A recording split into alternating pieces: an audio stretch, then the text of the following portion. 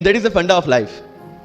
Success उन्हीं को मिलता है जो इस स्ट्रगल वाले मोमेंट से आगे निकलने की सोचता है। जब भी आपको लगे कि आपके सिर पे बहुत मुसीबत है, जब भी आपको लगे कि आप हर तरह से गिर चुके हैं, जब भी आपको लगे कि आपके पास कोई ऑप्शन नहीं है, तब एक चीज आप अपने दिमाग में लाइएगा कि यही मोमेंट है जहां से आपकी तकदीर बदलने वाली है। क्योंकि डायमंड जो होता है वो जितना ज्यादा घिसता है उतनी ज्यादा उसकी वैल्यू होती है। सोना जो होता है वो जितना ज्यादा तपता है उतनी उसकी वैल्यू होती है। अगर आप जिंदगी में तप रहे हैं, अगर आप जिंदगी में घिस रहे हैं, अगर आपको लग रहा है कि आप हर तरह से मुसीबतों में गिरे हुए हैं, तभी आपकी जो वैल्यू है वो बढ़ने वाली है।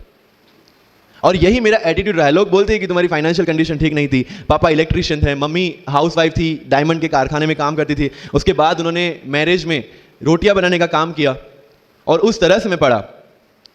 लेकिन जब मुझे पूछा जाता है कि ऐसी कौन सी चीज है आपकी लाइफ में जो आप बदलना चाहते हो, आई सेड नथिंग। क्योंकि वो चीजें नहीं होती मेरी लाइफ में तो शायद आज आपके सामने में नहीं होता। तो अगर लाइफ में प्रॉब्लम्स है, अगर लाइफ में स्ट्रगल है, जैसे सर ने बोला है struggle is a part of life, and I strongly believe in that. क्योंकि अगर हम दिल्ली में थे, मेरे दोस्त के साथ में निकला बाहर घूमने, बोलता है यार ऐसी लाइफ चाहिए, कोई मगजमारी नहीं, आराम से बैठते हैं पूरे दिन एसी वाले कमरे में, बहुत सारे पैसे हैं और कोई टेंशन नहीं, ऐसी लाइफ चाहिए मुझे। मेरे पास ऑप्शन है। बोलता क्या? बोला देख सामने एटीएम का रूम दिख रहा है, एसी वाला कमरा है, बहुत सारे पैसे, कोई मगजमारी नहीं, जॉब ले ले। क्यों आईएएस आईपीएस में दिमाग खराब कर रहा है? अगर स्ट्रगल नहीं चाहिए तो you have to compromise with that life. जब भारत वर्ष का सपना चंद्रगुप्त ने देखा, चाणक्य ने देखा, और उस भारत वर्ष को बनाने के लिए जब ये संघर्ष जारी था, और तब नंद के राजा धनानंद की डॉटर दूरदराज से चंद्रगुप्त को प्यार हो जाता है, और जब चाणक्य उनको बोलते हैं कि नहीं तुम्हें उससे दूर रहना है, और तब चंद्रगुप्त बोलता है आचार्य कभी कभी सोचता हूं कि जिंदगी में या ये भारत के सम्राट बनने के लिए इतना त्याग, इतना बलिदान ना देना होता तो। और तब चाणक्य रिप्लाई करते हैं तो हर कोई भारत का सम्राट होता। This is the fundamental rule of life, attitude. और not for UPSC, for life even. Because when I am speaking in front of you in Hindi and English, to be very clear, I belong to rural background of Gujarat, और मेरा study जो हुआ है वो पूरा Gujarati medium में हुआ है, गवर्नमेंट स्कूल में। 12th तक का स्टडी मेरा गवर्नमेंट स्कूल में हुआ है, गुजराती बोर्ड में, गुजराती मीडियम में। And yet I can give my UPSC interview in English in Delhi and score such marks. Where did it come from? कहां से आता है ये? मुझे अभी भी याद है, मेरा college national institute of technology Surat था, जहां पे मेरे साथ जो पढ़ने वाले बच्चे थे वो सारे सीबीएसई आईसीएसई वाले थे, और मैं एज ए एलियन वहां पे पहुंचा था, क्योंकि तब मुझे पता चला कि मैकडी जैसा भी कुछ है और उसमें बर्गर जैसा भी कुछ मिलता है। That was my first exposure to any metro city. And जब मैं उनसे इंटरेक्शन करता था और इंग्लिश बोलने की ट्राई करता था, तो जैसे संजू मूवी में इंग्लिश दिखाया गया है गुजरातियों का, जो जीरो को जीरो बोलते हैं, उसी तरह I was also like that. Mother tongue influence आ जाता है, it's very obvious. So I used to speak notes and not notes, or door and not door, or don't and not don't. So they used to make fun of me. Safin, it's not don't, it's don't. Okay, fine. I had two options. Either I stop speaking English with them or improve on that and go ahead. I decided the second option.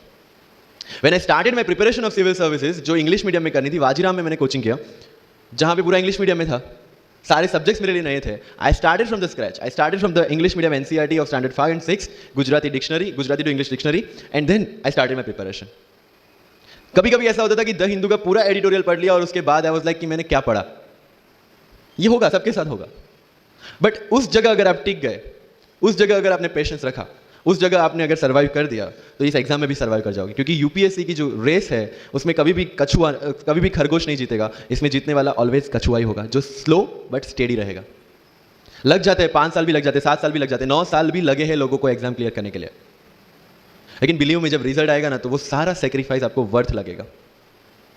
आप पढ़िए लोगों के interviews. मैंने क्या किया college के 4 साल में, I went through each and every interview of UPSC toppers on YouTube.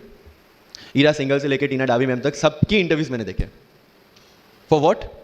Just to know कि उन्होंने ऐसी कौन सी गलतियां की थी जिससे इनको इतना टाइम लग गया, और मुझे कौन सी गलतियां रिपीट नहीं करनी है। क्योंकि चाणक्य ने कहा है कि दूसरों के एक्सपीरियंस से जो सीखते हैं ना, वो जल्दी आगे आ जाता है, क्योंकि खुद सब कुछ अनुभव करके सीखने के लिए जिंदगी काफी छोटी है। I did the same. 4 साल में हर एक टॉपर का इंटरव्यू देख लिया, चीजें समझ ली कि ऐसी कौन सी चीजें जो इन सब ने की है, और ऐसी कौन सी चीजें हैं जो गलतियां हैं जो इन्होंने की और जो मुझे रिपीट नहीं करनी है। सो जब युद्ध के मैदान में हम उतरते हैं, इस चक्रव्यूह में उतरते हैं, तो अभिमन्यु की तरह नहीं, अर्जुन की प्रिपरेशन के साथ उतरना है कि हमें पता होना चाहिए कि इससे बाहर कैसे निकले। सुनो सबकी, करो मन की। This is applicability of your mind, क्योंकि आपकी स्ट्रेंथ, आपकी वीकनेस आपसे ज्यादा अच्छा कोई नहीं जानता, आपके पेरेंट्स भी नहीं, आपका सबसे क्लोज टीचर भी नहीं। आपको 3 बार चीजें पढ़ के समझ में आती है, किसी को 5 बार पढ़ के समझ में आती है, किसी को 1 बार समझ में आ जाती है। But I want follow the same path जो आगे लोगों ने फॉलो किया है, वो मेरे लिए बना ही नहीं। I have create my own path. Getting my point? Yes और नो? That's all. सर कितने घंटे पढ़े? 1 टेस्ट। रात को जब सोने जाते हो अपने आप से पूछो कि आज के दिन में कितना टाइम वेस्ट किया। वो वेस्ट होता टाइम जब कम होता दिखे, समझ लेना कि you are on the right track.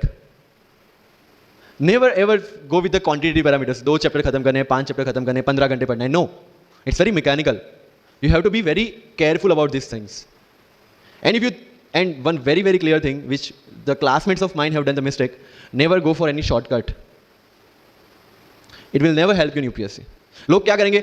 Monthly magazine पढ़ेंगे थ्रू आउट द प्रिपरेशन, और फिर लास्ट 2 महीने में दे विल टेक 365। जब पढ़ा है और उसी में से वो मटेरियल बना है, तो जो चीजें पढ़ी है उसी को बार बार रिवाइज करने का क्यों हम नहीं सोचते? When you will read one thing for 5 times 6 times, believe me, you will get the thorough understanding of that particular topic. But अगर सेम टॉपिक को आप किसी और बुक में से पढ़ेंगे ना, you will have to start from the scratch, क्योंकि माइंड की मेमोरी जो जिस हिसाब से काम करती है, आपको उस हिसाब से काम लेना है उसके पास से। Confidence. Don't take certificate from others. आज तक लाइफ में हमने यही किया है। अगर किसी मैरिज में भी एकदम बन ठन के गए हैं, लेकिन जब तक सामने वाला मुझे नहीं बोलता dude you look good today, हमें सेटिस्फेक्शन नहीं होता। Isn't it? We want certificate from others. No, कोई जब तक मुझे आके नहीं बोलता कि तेरे से यूपीएससी हो पाएगा, तब तक मुझे खुद कॉन्फिडेंस नहीं होता कि मुझे यूपीएससी करना चाहिए नहीं करना चाहिए। या अगर कोई मुझे आके बोल देता है कि भाई 3 4 साल 5 साल तो लग ही जाएंगे, तेरे बस की चीज नहीं है, अगेन मैं सोचने बैठ जाता हूं। कुछ लोग तो, मेरे गुजरात में तो ये कल्चर है, यहां पे ये कल्चर है नहीं पता, लेकिन सम पीपल थिंक पहले एमपीएससी कर लो, पहले क्लास 3 क्लास 2 कर लो, फिर यूपीएससी के बारे में सोचो। ऐसा है यहां पे? यस और नो? But you have to understand कि एमपीएससी जो है, जो क्लास 3 क्लास 2 एग्जाम्स है, उसकी रिक्वायरमेंट यूपीएससी की रिक्वायरमेंट से कंप्लीटली अलग है। अगर एमपीएससी ये पूछता है कि स्टैच्यू ऑफ यूनिटी कहां बना है, या किसने बनाया है, उसमें कितना केजी गोल्ड यूज हुआ है, या उसका आर्किटेक्ट कौन था, UPSC will ask statue of unity होना चाहिए या ना होना चाहिए। This people will ask you Panipat का फर्स्ट बैटल कहां पे हुआ था, सेकंड कहां पे हुआ था, थर्ड कहां पे हुआ था, कौन जीता था, कौन हारा था, कहां से आए थे। यूपीएससी विल आस्क यू सारे बैटल्स पानीपत में क्यों हुए थे। एग्जाम करो, हर एक प्रॉब्लम के लिए we have the solutions and we have the examples, जिन्होंने अलग अलग तरीके से प्रिपरेशन की है। All India rank 2 Anu Kumari madam 1.5 साल 2 साल के लिए अपने 2.5 साल के बच्चे को अपने से दूर रख के प्रिपरेशन किए at the age of 31 and she could become the IAS। या you can take the example of Ummul Kher, कि जिसको 8वीं क्लास में घर से निकाल दिया, ये बोल के कि हमारे घर में बच्चियां 8वीं से ज्यादा नहीं पढ़ती, और उसी झोपड़पट्टी में रह के उसने पढ़ाई की, बच्चों को ट्यूशन दिया, 3 दिन 4 साल पुरानी रोटियां खाई, और उसके बाद भी जवाहरलाल नेहरू यूनिवर्सिटी में से PhD करके फर्स्ट अटेम्प्ट में यूपीएससी में ऑल इंडिया रैंक 400 समथिंग लेके आज शी इज डूइंग IRTS की training. And with the genetical disorder की उसके जो बोन डेंसिटी वो काफी कम है, तो आज तक 16 से 17 तो उनके ऑपरेशन हो चुके हैं। Do we have any kind of limitations like this? कोई जेनेटिक डिसऑर्डर, या घर से निकाल दिया गया हो, या खुद मजदूरी करके पढ़ना है? No. Then what are the problems? All problems are here. अगर मैंने ये सोचा होता कि अब एक्सीडेंट हो गया, मेरे से नहीं लिखा जाता, नहीं लिख पाता मैं। मुझे किसी ने पूछ लिया कि सफीन हसन के अचीवमेंट्स इतने हैं, इतना सब कुछ मतलब पा लिया है, what is a failure in life? And I said there is no failure in my life, there are certain experiences in my life. If you want to make it success और failure, it's in your mind.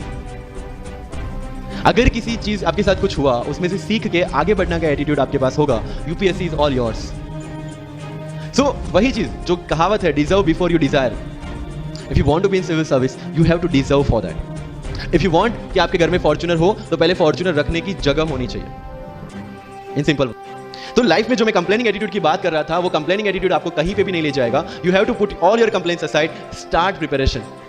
क्योंकि आज तक दुनिया ये मानती थी कि एक भी शब्द बिना बोले हम अपनी बात एक्सप्रेस नहीं कर सकते। तब हमारे साथ थे चार्ली चैपलिन, जिन्होंने एक भी शब्द बिना बोले सारी दुनिया को एंटरटेन किया। आज भी दुनिया जब ये मानती है कि सिर्फ औरतें अच्छा खाना बना सकती है, हमारे सामने संजीव कपूर, जिन्होंने पूरी दुनिया को भारत का स्वाद चखाया। आज भी अगर दुनिया ये मानती है कि अकेले इंसान से कुछ नहीं हो सकता, हमारे सामने महात्मा गांधी, जो अकेले चले थे और पूरा देश उनके पीछे चला था। आज भी दुनिया अगर ये मानती है कि धनवान बनने के लिए धनवान घर में पैदा होना जरूरी है, हमारे सामने धीरूभाई अंबानी, जिन्होंने पूरी दुनिया को एक सपना दिखाया, कर लो दुनिया मुट्ठी में, और आज रिलायंस इंडस्ट्री वर्ल्ड की और इंडिया इंडिया की सबसे बड़ी इंडस्ट्री है। आज भी दुनिया अगर ये मानती है कि हम कम एज, ज्यादा एज में कुछ नहीं कर सकते, हमारे सामने अमिताभ बच्चन जो आज भी एक साल में 3 ब्लॉकबस्टर मूवीज देते हैं। अगर आप ये मानते हैं कि सिविल सर्विस में आने के लिए आपका बैकग्राउंड होना जरूरी है, आपके सामने Shahrukh Khan without any background आज भी बॉलीवुड का बादशाह है। अगर आज तक दुनिया ये मानती थी कि हम सिर्फ धरती पे रहने के लिए बने हैं, हमारे सामने नील आर्मस्ट्रांग जो चंद्र पे जाके आए, आज तक हम ये जानते हैं कि हम क्या है, हम क्या बन सकते हैं, ये जानने का टाइम शुरू होता है अब। Thank you so much.